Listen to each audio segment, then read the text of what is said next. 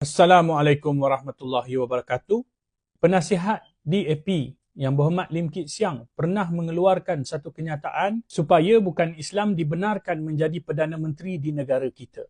Untuk pengetahuan, idea ini juga merupakan antara intipati terdapat di dalam deklarasi Setapak dan juga idea Malaysia yang diperjuangkan oleh DAP itu sendiri. Walaupun UMNO pernah mencadangkan kepada DAP untuk menggugurkan idea Malaysia dan juga deklarasi Setapak ini, Setiausaha Agung DAP dengan tegasnya berkata bahawa tidak ada keperluan untuk menggugurkan konsep Malaysia ini kerana itu adalah pendirian parti mereka. Apa maksudnya?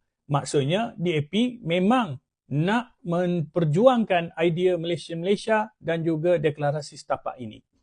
Seterusnya, DAP mencadangkan untuk melaksanakan persempadanan semula terpilih. Bila saya sebut terpilih ini, bermaksud hanya kawasan-kawasan yang majoriti pengundi Cina yang merupakan kubu kuat DAP yang akan dipecahkan untuk membentuk satu lagi parlimen baru yang bakal menjadi kubu kuat DAP juga.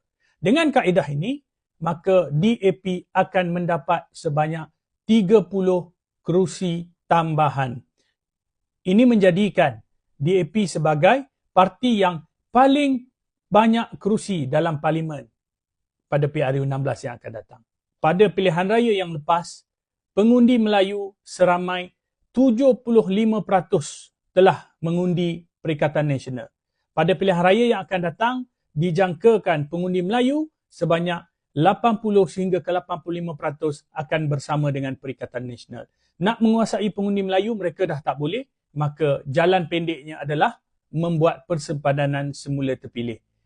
Kalau parti-parti dan juga pemimpin Melayu Islam di dalam kerajaan Madani pada hari ini bersekongkol dengan idea ini, maka mereka secara tidak langsung melemahkan kuasa politik Melayu Islam dalam negara kita. Terusnya, DAP mendesak supaya pilihan raya pihak berkuasa tempatan diadakan segera. Kenapa DAP mendesak supaya perkara ini dilaksanakan?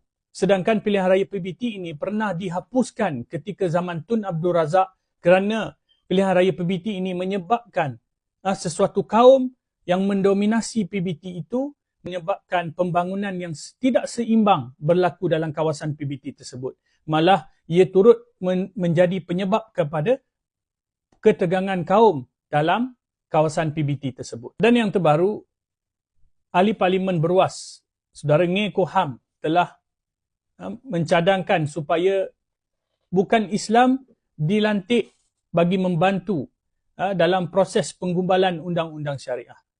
Saya kira ini merupakan satu tindakan biadab dan sangat kurang ajar yang cuba mencampuri hal ehwal orang Islam dalam negara kita.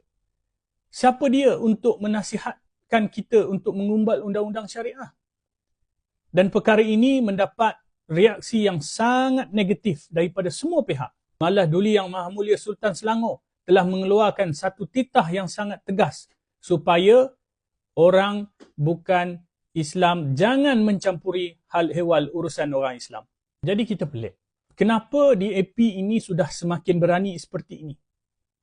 Puncanya adalah manusia ni.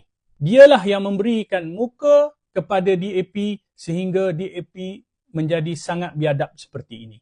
Cuba kita tengok dalam posting Facebook ini. Perenggan yang pertama menyokong apa yang disebut oleh Sultan Selangor. Pada saya cukup dah setakat itu. Kenapa perlu ada perenggan yang kedua pula? Memberi ruang kepada orang bukan Islam. Nak memberi komen, nak memberi pandangan, tak perlu. Kita sudah ada jawatankuasa yang akan membincangkan perkara ini. Kita sudah ada Majlis Kebangsaan bagi Ahli-Ehwal Agama Islam Malaysia yang dipengerusikan oleh Duli Yang Maha Mulia Sultan Selangor. Dan baginda sendiri telah bertitah jelas, orang bukan Islam jangan masuk campur. Tapi kenapa Perdana Menteri kita ni dia pandai-pandai pula buat satu perenggan tambahan, memberikan ruang kepada orang bukan Islam untuk komen? Pada saya ini merupakan satu lagi contoh bagaimana Perdana Menteri kita ini tidak mampu untuk mengawal DAP yang sekarang ini sedang berkuasa secara meleluasa dalam kerajaan Madani. Dan bila saya siasat lebih lanjut, rupanya Perdana Menteri kita ni pernah mengeluarkan satu kenyataan pada tahun 2018 yang mencadangkan supaya orang bukan Islam dibenarkan untuk membahas undang-undang syariah. Patutlah DAP berani bersuara. Jadi patutlah tuan-tuan, DAP sekarang ni sudah besar kepala. Jadi kita nak harapkan Perdana Menteri untuk mengawal DAP. Kepada semua pemimpin-pemimpin Melayu Islam yang ada dalam kerajaan Madani pada hari ini, terutamanya pemimpin-pemimpin UMNO, lihatlah secara jelas bagaimana Perdana Menteri kita Anwar Ibrahim ini merupakan seorang puppet kepada DAP dan tidak boleh diharapkan untuk mempertahankan hak orang Islam dalam kerajaan. Jadi adakah UMNO mahu terus berada dalam kerajaan Madani? Masa depan umat Islam dalam negara kita berada dalam kedudukan sangat bahaya. Assalamualaikum warahmatullahi wabarakatuh.